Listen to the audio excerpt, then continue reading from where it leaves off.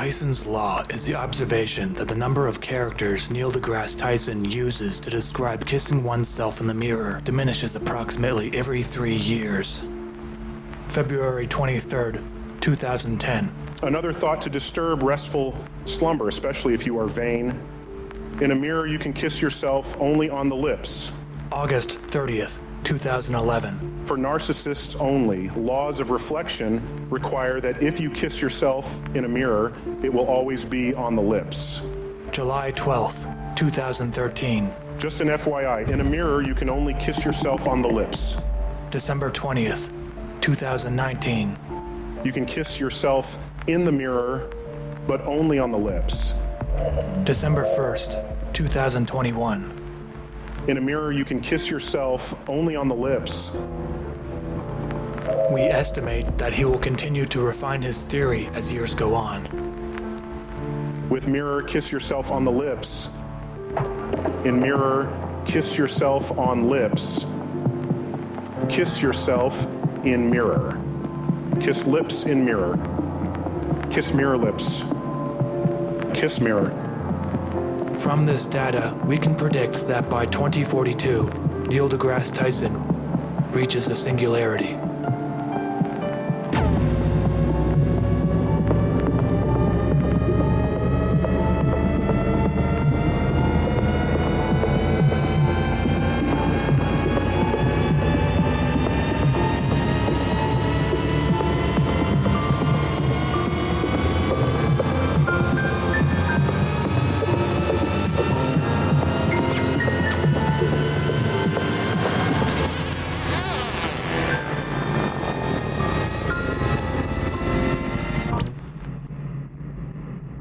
KLC in Rutherford, New Jersey, Minneapolis, Minnesota, Ontario, California, Davenport, Iowa, Las Vegas, Chicago, and Grand Rapids, Michigan. Go to jimmydore.com for a link for tickets. And we have special guests with us today. Neil Oliver is a Scottish archaeologist, historian, broadcaster, and writer. He's perhaps best known for the award-winning documentary series Coast, as well as his two critically acclaimed landmark BBC history series, A History of Scotland and A History of Ancient Britain. He's written 14 books, presented 19 series for national broadcasters, recorded 2 major podcast series, hosts a live show on GBN News, and broadcasts weekly on his online channel. Please welcome to the show, Neil Oliver. Hey, Neil.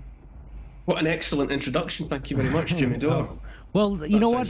It's really, I'm excited to have you on. We're all big fans of yours here. We quote you often and show parts of your videos, so you're doing great work. And I saw this. It says, Neil Oliver, it's going to get ugly. So tell me, what did you mean by that? I think to try and be positive and looking to, maybe not today, maybe not tomorrow, but sooner eventually.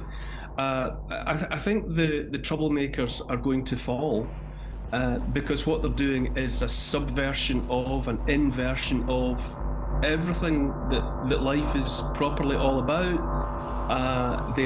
It's an anti-human agenda. It subverts natural law apart from anything else. And on account of that, they will fall over. But when I say it's going to get ugly, it's a predatory animal, like a wounded tiger, and before it falls for the last time, it will lash out. And I would predict whatever a false flag event or events, I would predict that things will get more spectacular. There will be trouble ahead and ugliness. But it's part of a kind of a necessary process. I don't know. It's like the pain of childbirth. Maybe we've all got to go through this pain until we get to the good part. So who are the troublemakers in your view? Well, I would say I subscribe to the notion that there's a move to centralised power.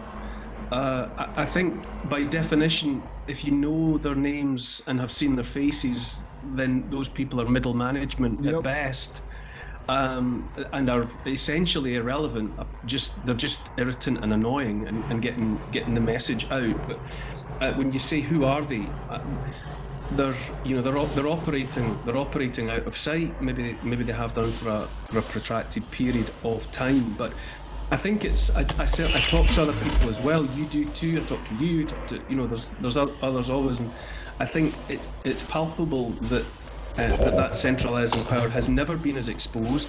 It has never been as wounded. Arguably, never been as frightened. I think a lot of their motivation comes from fear. I think what's being done, this attempt to take control of every aspect of everybody's lives and stop people moving around and stop people having freedom to speak and think. Those are the responses that are driven by fear. I think we're ultimately dealing with frightened people whose response to assuage their own fear is to try and get everybody under the boot heel. And I think it's becoming more and more obvious, but they will go down. So, I think what I hear you saying is, for instance, well, let me play you this video. So this is that mental case. This little homunculus. Now I'm blanking. Is Huvel is his first name? Yuval Harari. Noah. I think I'm sorry. Noah Yuval Harari. So this guy is a WEF guy, and he was been working with Klaus Schwab, who's recently retired. And these are the people who want to re-engineer the whole world, and they're in pushing transhumanism. No free will. That's the thing they love to bring up. No free will. You'll own nothing. You'll be happy. Which is, I think that's what Stalin said. I think that's what Stalin said. But anyway, you know what this guy said? He goes, what are rights are invisible. If you cut open a person, you do not see the rights. Did you do that, Yuval? Yeah. So listen, I want to play this for you. Because I became more aware of you when you spoke out against the COVID narrative, right? So there's only been a handful of people with platforms that actually have pushed back against the COVID narrative. The COVID narrative, which, didn't only come from the United States, but it came from the WHO, the WEF, Bill Gates, who basically runs the WHO because he's their biggest donor. And so I want to play this for you. And this was chilling when I heard it, and I just want to get your response. COVID is critical because this is what convinces people to accept, to legitimize total biometric surveillance. Okay, so I don't know if you heard his first word was COVID is critical, so I'll just start it again. COVID is critical because this is what convinces people to accept, to legitimize total biometric surveillance. If we want to stop this epidemic, we need not just to monitor people, we need to monitor what's happening under their skin. Their body temperature. Like we walked in here, we had to go through a body temperature test. Now they're using it to see whether you have the coronavirus. But exactly the same technology can determine what you think about the government. Anger is a biological phenomena just like disease. It's not some spiritual thing out there. It's a biological pattern in your body. With this kind of surveillance, you watch the big president, the big leader, gives a speech on television. The television could be monitoring you and knowing whether you're angry or not, just by analyzing the cues, the biological cues coming from your body. Are you angry about what you hear? Are you frightened? Are you bored? This is the kind of power that Stalin didn't have. When Stalin gave a speech, everybody, of course, clapped their hand and smiled. Now, how do you know what they really think about Stalin? It's very difficult. You can't have a KGB agent following everybody all the time. Even if you do it, he's just watching your outside behavior. He doesn't really know what's happening in your mind. But in 10 years, the future Stalins of the 21st century, they could be watching the minds, the brains of all the population all the time. Okay, so this ironically was at the Democracy Forum, and sponsored by the New York Times. So what is this is what these people I've noticed have been pushing, and they're giddy over what happened during COVID and vaccine passports and mandates. And what's your response to hearing him say that? I've watched. I've got a couple of his books on my shelves. You know, I read some of his books before he came to this notoriety that he's had in more recent years through association with WEF and so on. But although, I mean, having said that, I'm not sure how long he's been associated with the WEF. I'm never quite clear when I listen to him whether I think he actually believes and subscribes to this stuff, Yeah, same or whether thing, he's man. just saying what is possible. I don't know if he's necessarily an advocate of it, or whether he's just a kind of a prophet saying that these things are coming. However, I don't doubt for a moment that what he is declaring as possible and what he's saying is imminent is truthful. I think these biometric and other means of monitoring people are definitely coming down the pipe at us. But when it comes to, it's interesting that you took care to point out that your opening word was COVID. I increasingly subscribe now to the belief that COVID was nothing new. I think it was a coronavirus, and I think it was just a manifestation of an infection that's probably been with us in the ecosystem for decades or longer. I don't think it was anything new, and in any event, I don't think it matters whether it was anything new, because when you look at the data that comes out of, say, a European country like Germany, and we've all certainly been raised to think that Germany is thorough when it comes to data analysis. They've pinpointed that nothing clinically alarming was happening in 2019-2020. Hospital bed occupancy was at a record low, actually, in 2019 and early 2020. And they only started noticing anything troubling later on, when the products pushed as vaccines, which they are, or experimental gene therapies. But the situation started to change then. But people simply weren't dying of a pandemic in any meaningful sense. So I think COVID was simply an opportunity, as he's suggesting there. My wife actually has said for years that the election of Donald Trump in 2016 and the Brexit vote in the UK, the vote to leave the European Union, were two unscripted, unexpected events that slipped through, and that everything that's happened in America, around the world, certainly in Britain, since 2016 has been a sustained punishment beating to put the people back in their box. And COVID, whatever COVID was, and I think if it was a pandemic of anything, it was a pandemic of dodgy misuse of PCR tests that were never supposed to be a diagnostic tool. They were a forensic bit of kit that the maker of, the designer of the PCR test said should never be used in that way. I think it was an endemic of nasal rape by the testing. It was a propaganda of, it was a pandemic of propaganda. I think, but to get back to what Noah Harari is saying, I think that is what a sliver of the elite would imagine that they would like to see, how they would like to see the world being run. But it's absurd. It's a perversion of the natural order. It's absolutely ridiculous. I think they can fantasize about these things to their heart's content. But in my heart, I do not accept that any of that needs to come to pass if enough people simply say, don't be ridiculous, and that's the most polite language that you could possibly use in that context. And I think what's interesting as well is I believe we've entered some kind of what are you going to do about it anyway phase of our uncivilization. That the baddies, the elite, whoever, the centralising powers, they know the mask slipped. They know that we know. But they've realised, or it seems plain to them, that it doesn't matter. Because they've got all this stuff anyway. They've got all the money, they've got all the guns, they've got all the drones, they've got all the technology. And I think it's dawned on enough of them that, you know what, it doesn't matter if they know what they're going to do about it. But I think the reality is it does matter. And it's very, very simple in essence that when 8 billion people are aware, and you only need a small percentage, a tiny percentage of that 8 billion people to just say no and mean it, and to declare that the future that's being envisioned by these people and whatever Harari is, whether he's a prophet or a spokesman or whether he's warning us, I don't know, but it doesn't have to be like that. So, Kurt, do you want to say something? So whenever you see this guy talking, and we watch the one with the mind-reading earbuds for your boss to make sure you're paying attention at work, all WEF, and they always do this thing, and I always notice where you're like, wait, are you for or against this? Yeah. But that's the trick. It's like they already stole your watch. All this technology's been out for 30 years.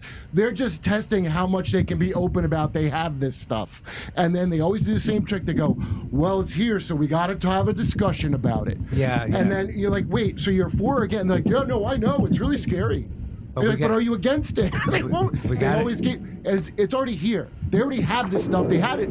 All the tech is like 30 years behind what these assholes have. So that's what they're doing, is probing to see where everybody's at with the plan. I think you're right about the unscripted thing, throwing the whole thing off. I've never seen. I mean, it looks like shit panic from 2 events.